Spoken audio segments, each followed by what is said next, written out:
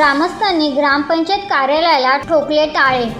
भिवंडी तालुक्यातील बापगाव देवरुंग ग्रामपंचायतीच्या ग्रामसभेत ग्रामस्थांनी विचारलेल्या प्रश्नांना तसेच मागितलेले ग्रामपंचायत दप्तर पाहण्यास उपलब्ध करून न दिल्याने संतप्त ग्रामस्थांनी ग्रामपंचायत कार्यालयाबाहेर निदर्शने करत कार्यालयाला टाळे ठोकले।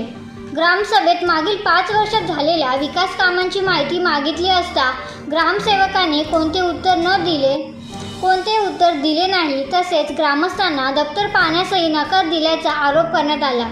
यामुळे ग्रामपंचायतीच्या कारभारात मोठ्या प्रमाणात भ्रष्टाचार झाल्याचा आरोप शिवस्वराज्य संघर्ष संस्थेचे सचिव मयूर एकनाथ दळवी यांनी केला।